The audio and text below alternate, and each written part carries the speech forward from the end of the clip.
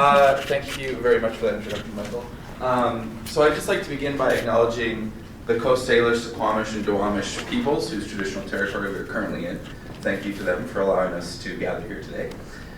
I've been telling people that I'm going to talk about the way we talk about the Salish Sea. There's no graphs, there's no charts in this presentation, and I don't mention indicators at all.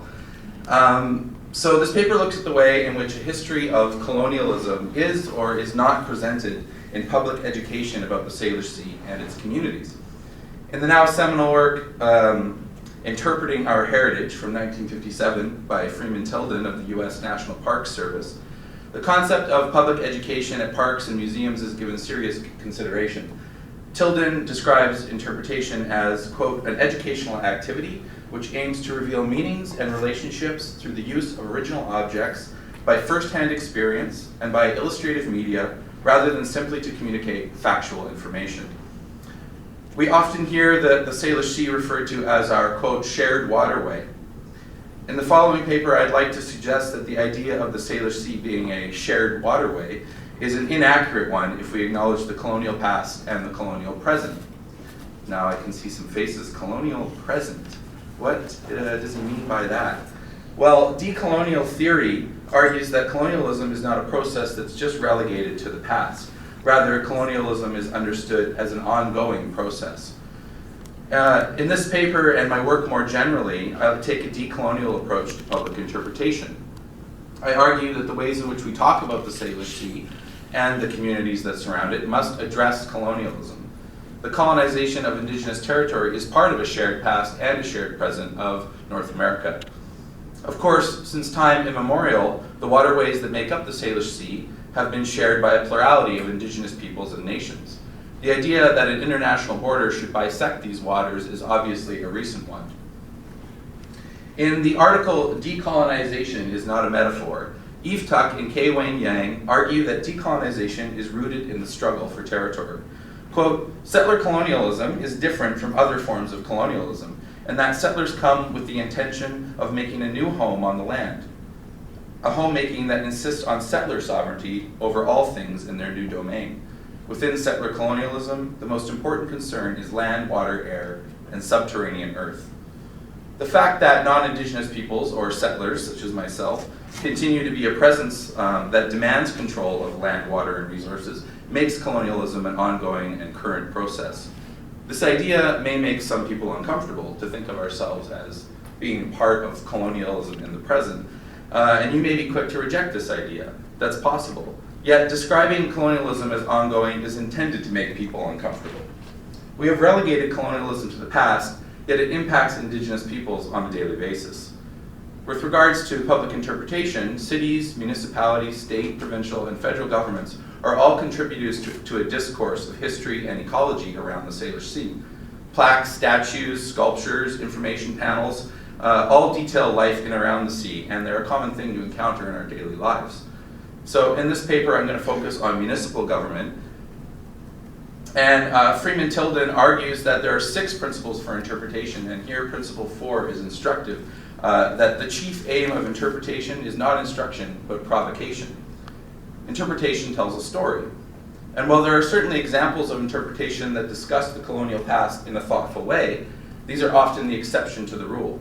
Interpretation about the Salish Sea and its communities must provoke people. This is not simply theory. Such provocations can be taken up in policy and in planning. To explain this, I've taken some examples of public interpretation from the city of Salish, which is located in the Greater Victoria area on Vancouver Island. When we do manage to mention an Indigenous presence, we need to think about how we phrase our interpretation. This is a sign from Glencoe Clustesh Park in Salish, and one of the first sentences reads, Glencoe Cove is within the 19th century traditional territory of the people who called themselves the Lekwungen.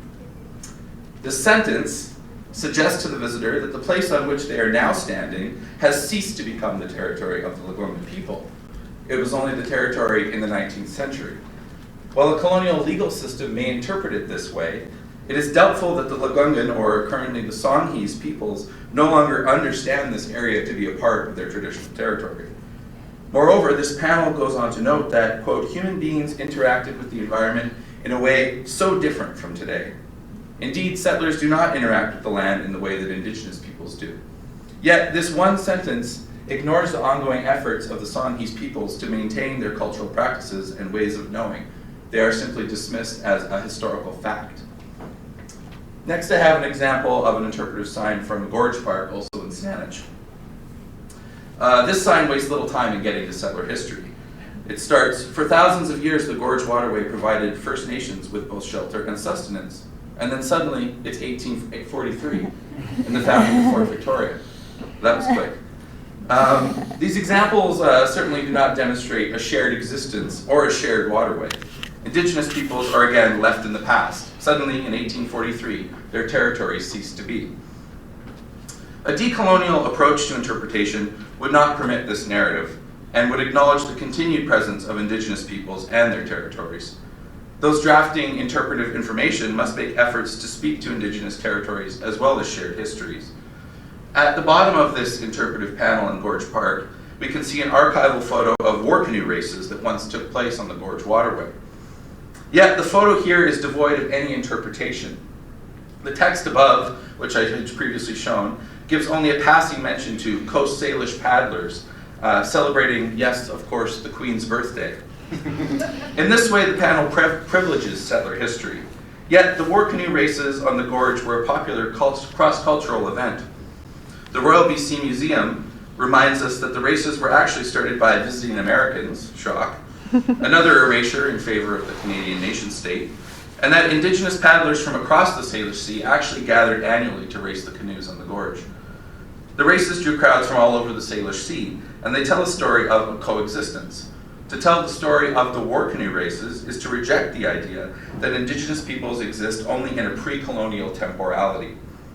Returning to Tuck and Yang, we can begin to see how the idea that settler homemaking insists on settler sovereignty over all things becomes clear in public interpretation.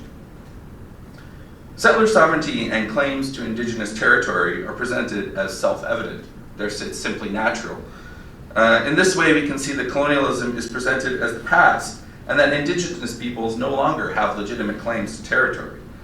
So the point here is that these ideas are reinforced and taught to the public in public interpretive signage in parks and heritage sites. There are, of course, some examples of interpretation that explain people and places of significance to indigenous peoples in a thoughtful way. In the municipality of Oak Bay, adjacent to Saanich, stone cairns such as this one dot the landscape, and they note important places to the Songhees peoples. Yet these types of cairns or markers do not make up for active erasure or problematic narratives. In Cadborough Bay Park, also located in Saanich and near this cairn, a long ago placed plaque informs visitors that the bay is named after a Hudson's Bay Company ship, the Cadborough. What the visitor is not told is that the park was actually the site of an important Songhees village. As the many visitors to this popular regional park play in the waters of the Salish Sea or on the park's playground, they are not provoked to recall a colonial past or present. Rather, they are presented only with the story of a colonizing ship. Recently, it is this kind of erasure that First Nations and allies have been working to undo. In Saanich, Mount Douglas stretches right down to the Salish Sea. This is the settler name given to the mountain, named after Vancouver's longtime colonial governor, James Douglas. To the Wasanic or Saanich peoples, the mountain has always been known as PKOLS. In May 2013, over 600 people climbed PKOLS to install an interpretive sign of their own. The sign reads, "Located in Wasanic territory and on the border of Lekwungen territory, this has been and remains an important meeting place for many visitors, and for many nations rather.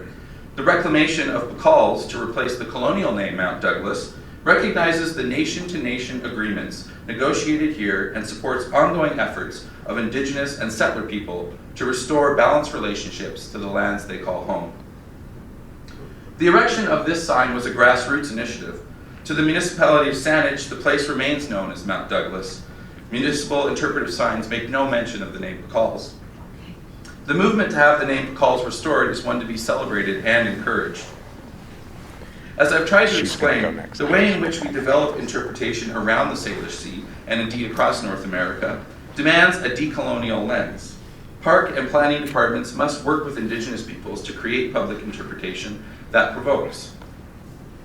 As Tilden argues, a cardinal purpose of interpretation, it seems to me, or Tilden, is to present a whole rather than a part, no matter how interesting the specific part may be. It will be observed that I say a whole, not the whole. The whole soars into infinity, and the time we can spend with our listener or reader is all too brief.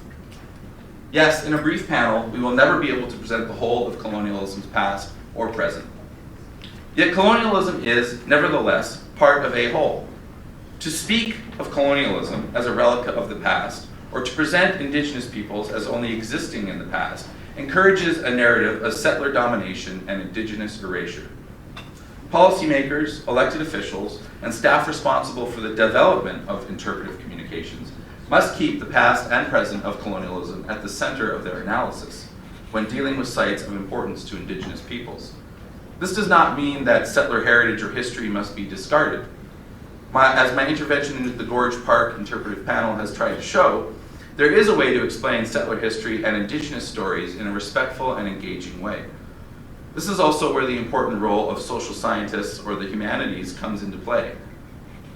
It's true, we're not all planners, but perhaps more planners should be social scientists. We are well versed in human relationships and the science of society.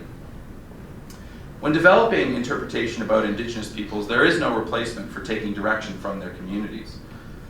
The social scientist, whether a settler or an Indigenous person, can play a vital role in developing public interpretation that presents a whole, that provokes and educates. Policymakers and those carrying out the policies need to seek out and develop these relationships. These parks and heritage sites are the places from which Indigenous peoples have shared the land, air, and water of the Salish Sea since time immemorial. If we are serious about calling the Salish Sea our shared waterway, then we need to acknowledge the ways in which ongoing colonialism has prevented and erased a shared past and present. Public interpretation is just one of a myriad of ways that we can begin this process. Thank you very much.